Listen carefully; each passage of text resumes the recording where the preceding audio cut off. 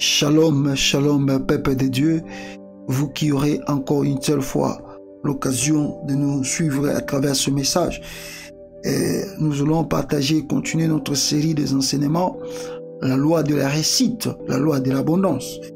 Et aujourd'hui, nous allons parler d'un sujet aimé. Alors, sans plus tarder, je vais lire d'abord la Bible en anglais et nous allons aussi partir en français.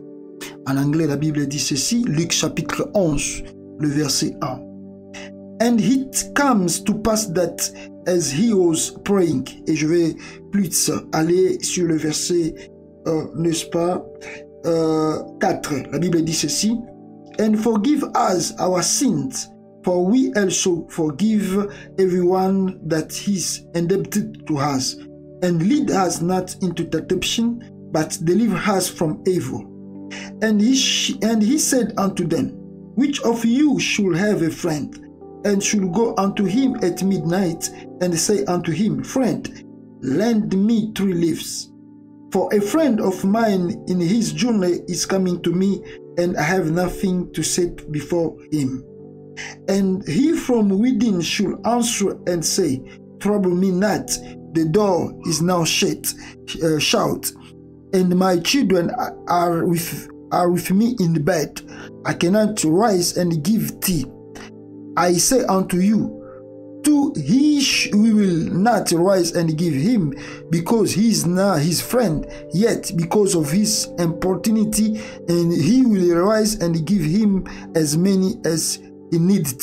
And I will say unto you, Ask, and I should be given you. Seek, and you should find. Knock, and should be open unto you. Le verset 9. En français, Luc chapitre 11, je commence dans le verset 4, la Bible dit ceci. Pardonne-nous nos péchés, car nous aussi nous pardonnons à quiconque nous offensait, et ne nous laisse pas entrer en tentation. Il leur dit encore, lorsque d'entre vous aurez un ami qui se rendra chez lui au milieu de la nuit pour lui dire, ainsi dire, ami, prête-moi 3 pains, car un de mes amis est arrivé de voyage chez moi et je n'ai rien à lui offrir. Si de l'intérieur, l'autre lui répond, ne me cause pas d'ennui, la porte est déjà fermée, mes enfants et moi nous sommes au lit. Je ne puis me lever pour te donner de pain. Je vous le dis, même s'il ne se lève pas pour le lui donner, parce qu'il est son ami, il se lèvera à cause de son importunité et lui donnera tout ce dont il a besoin. Et moi je vous dis, demande, on vous le donnera, cherche et vous trouverez, frappe et l'on vous ouvrira. Dans le verset 9, on se limite par là, bien-aimé dans le Seigneur. Ici, dans ces versets que nous venons de lire, nous voyons un enseignement tellement profond que Jésus-Christ a partagé avec ses disciples. Dans ces enseignements, c'est-à-dire, c'est là où nous avons la prière que nous avons l'habitude de faire comme une récitation, la prière de notre Père. Si vous regardez dans le verset 4, Jésus-Christ leur dit, and forgive us our sin, pardonne-nous nos péchés, comme si nous aussi nous pardonnons à ceux qui nous ont offensés. Jésus-Christ voulait là simplement dire qu'il n'y a pas un saint si ce n'est que Dieu lui-même. Voilà le pourquoi il est très important que nous, étant qu'humains, nous puissions comprendre cet enseignement de savoir pardonner à ceux qui nous ont offensés, à ceux qui nous font du mal, à ceux qui nous blessent, à ceux qui nous choquent. Nous devons leur pardonner. Étant qu'un enfant de Dieu, vous ne pouvez pas accumuler la charge ou le fardeau d'une personne sur ta vie, que lui là, je ne peux jamais lui pardonner. Parce que nous aussi, nous sommes des pécheurs. Des fois, nous ne pouvons pas pécher en taquinant ou en offensant vers l'offense envers nos frères ou notre sœur. Mais on peut aussi offenser Dieu par rapport à notre comportement. Voilà le pourquoi Jésus-Christ enseigne à ses disciples de savoir pardonner comme Dieu nous pardonne. Parce que tous les jours, nous péchons Mais ce grand Dieu arrive tous les jours à nous pardonner, bien-aimés dans le Seigneur. Jésus-Christ continue de dire encore, ne nous soumets pas à la tentation, mais délivre-nous du mal. Délivre-nous du mal, délivre-nous de tout ce qui peut nous arriver comme un péché. Si nous partons dans le verset 5, et Jésus-Christ rencontre maintenant une histoire. Il prend l'exemple d'un ami qui, n'est-ce pas, a reçu de visiteurs chez lui. Et quand il a reçu de visiteurs, il n'avait rien à leur offrir. Alors, il est parti voir un autre ami qui était tout près de lui. Et il demande à cet ami, « S'il vous plaît, pouvez-vous me donner 3 pains? Parce que j'ai des amis qui sont venus de voyage. Un ami est venu de voyage me voir et je n'ai rien à lui offrir. » Cet ami pouvait aussi se dire de l'intérieur, « C'est la nuit, pourquoi tu viens me déranger? D'ailleurs, ma porte est fermée, mes enfants et moi, nous sommes déjà au lit. » Et cet ami-là, à cause de son insistance, comme il frappait la porte, l'ami s'est réveillé et lui a donné ce qu'il avait besoin.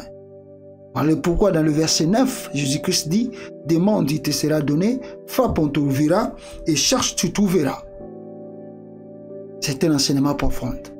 Prions d'abord le Seigneur. Éternel Dieu d'Israël, nous te disons un grand merci. Merci pour cette opportunité que tu viens de nous accorder, afin que nous puissions partager les insights d'Yahvé de révélation de l'Éternel. Donne-nous l'abondance de ton enseignement. Que ta grâce soit au milieu de nous. Enlève en nous l'esprit de l'incrédulité, mais que l'esprit de la chair règne au milieu de nous à travers l'abondance de ta grâce.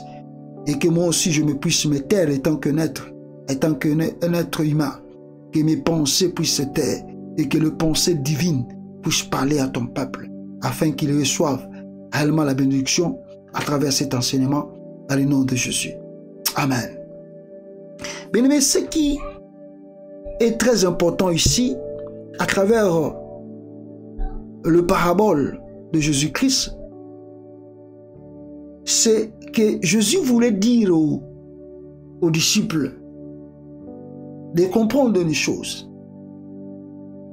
de savoir aimer. Parce que quand tu aimes quelqu'un, tu seras obligé de l'accepter, quels que soient ses défauts. Tu seras à mesure de le comprendre, quel que soit ce qu'il te fait. Jésus-Christ voulait aussi montrer aux disciples, quand on aime, on serait obligé d'aller même pendant la nuit, chercher à manger pour quelqu'un que tu aimes. Et regardez cet ami. Il ne savait pas que son ami venait lui voir, et surtout qu'il sortait du voyage.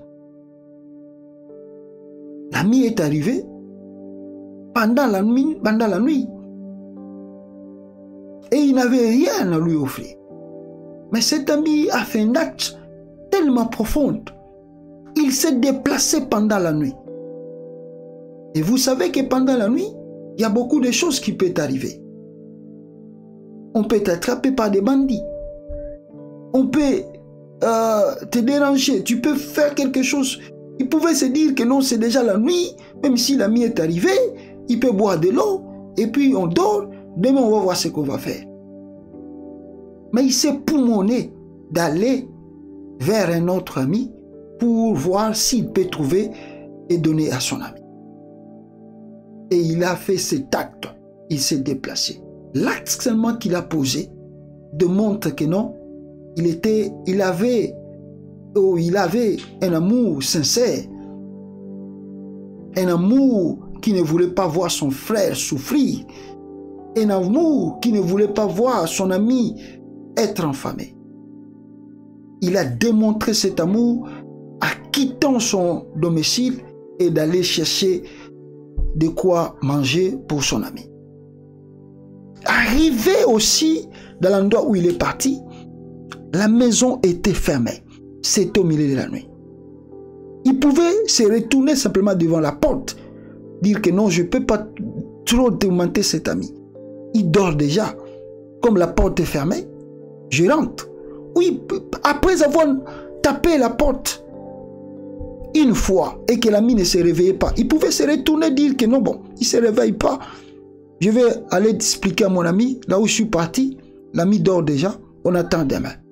Mais il a insisté vers la personne qui dormait pour que la personne se réveille, afin qu'il puisse savoir ce qu'il pouvait donner à son ami. Regardez l'amour. L'amour, bien-aimé. Cet ami s'est réveillé, non pas parce que la personne tapait trop sur la porte. Lui aussi s'est réveillé parce qu'il y avait l'amour. Il a compris que c'est mon ami qui tape à la porte. Même si je dors, je dois me réveiller et voir de pourquoi il me dérange. Et pourquoi il est tellement tard, pourquoi il est ici. Il s'est réveillé et il a rencontré son ami. Et il a parlé avec son ami. Oh, tu as simplement besoin de pain. Prends le pain. Il l'a donné. Il n'a pas dit que non. Regarde, ça restait que 2 pains, 3 pains, 4 pains. Si je te donne, mes enfants n'auront rien à manger le matin. Il a pris le pain et a remis à son ami. Son ami a démontré l'insistance. Son ami a démontré la persévérance. Son ami a démontré le courage. L'amour nous demande l'insistance, la persévérance et nous demande le courage. L'amour nous demande d'ouvrir nos cœurs là où nous ne pouvons pas l'ouvrir. L'amour nous demande d'aimer là où on ne pouvait pas aimer. Cet ami a démontré l'amour envers son ami. Cette histoire, bien-aimé, je veux que tu puisses un peu le comprendre et méditer sur cela par rapport à ta vie. Combien des ennemis que tu as dans ta vie? Combien de personnes que tu n'arrives même plus à parler? Même dans ta propre famille, dans ton entourage. Combien des ennemis que tu as? Laisse-moi te dire, à chaque fois que tu crées un ami, tu crées aussi une pierre d'achoppement pour ta vie. Quand tu crées des amis, tu crées le blocage pour ta vie, bien-aimé dans le Seigneur. Quand tu crées des ennemis plutôt, quand tu crées des ennemis, tu crées aussi des freinages pour la réussite dans ta vie.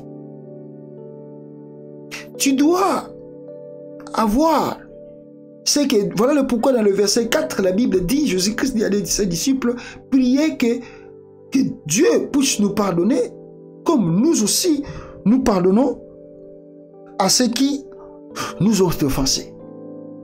Lui, il nous pardonne et il veut que nous aussi, nous puissions pardonner.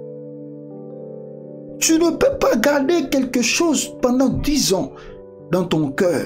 Ça freine ton développement et ça freine ta réussite. Même si tu fais semblant de ne pas le voir, mais bien aimé, tu accumules tes péchés. Et tu imagines si aujourd'hui tu n'es plus en vie. Parce que la vie, ce qui nous appartient, c'est aujourd'hui. Ce qui arrive demain, on ne le sait pas. Si demain, il t'arrivait que tu ne sois plus en vie, tu partiras en enfer ou tu partiras devant le jugement de Dieu avec la rancune que tu as eue avec ton frère, avec ton ami. La Bible va plus loin, nous dit, Jésus-Christ dit, comment tu peux dire que tu aimes Dieu, mais tu hais ton frère qui est à côté de toi? La Bible dit encore, va plus loin et nous dit, Dieu nous a créés à son image, selon son ressemblance. Son ressemblance. C'est-à-dire, nous sommes des ressemblances de Dieu.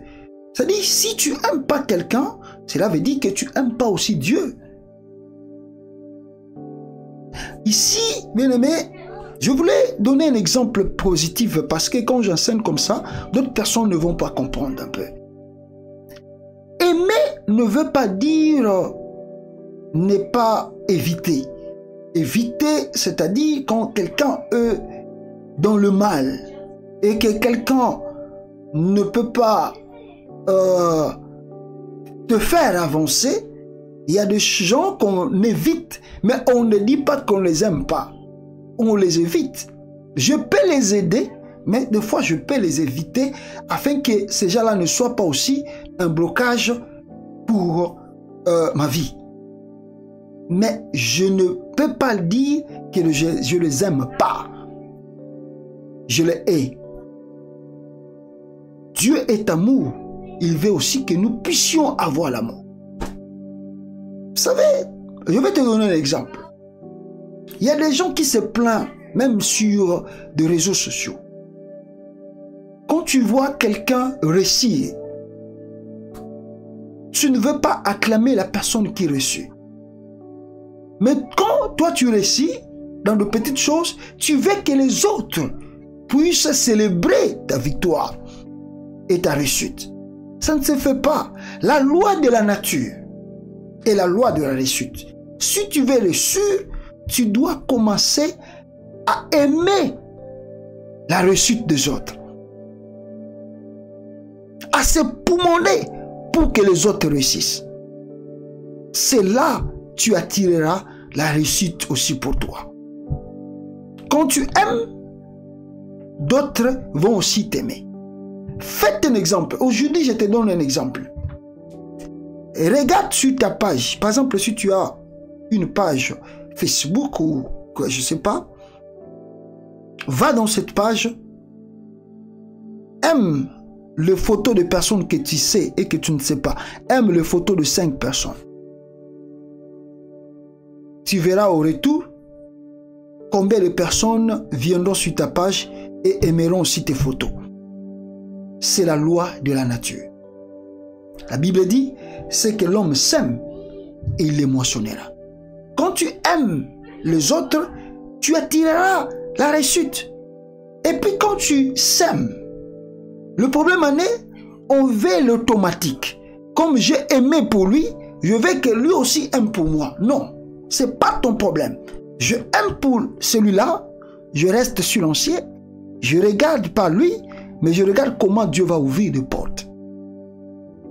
Comment Dieu va changer les choses. N'attends pas la bénédiction de ta vie par la personne que tu aimes. Fais le bonheur, fais le bien à la personne que tu aimes et que tu comprends ou que tu vois, mais n'attends pas au retour que lui puisse te donner aussi. Parce que l'ami qui a donné le pain n'a pas dit à son ami, bon, le jour que moi aussi j'aurai des problèmes, je viendrai pendant la nuit chez toi pour que tu me donnes aussi des pains. Non, il n'a pas dit. Il a simplement donné. Au retour, il ne sait pas qui va lui donner encore le pain. Donc la vie, bien-aimée dans le Seigneur, si tu veux avancer, commence à aimer. Efface les ennemis auprès de toi. Aime la personne qu'on te dit que tu peux jamais l'aimer. Tu peux l'éviter, mais ne les hais pas. Ne sois pas rancunier avec eux. Aime la personne. Pardonne ceux qui te font du mal. Pardonne, bien-aimé dans le Seigneur, ceux qui ont même craché sur toi. Pardonne-les. Regarde vers Dieu.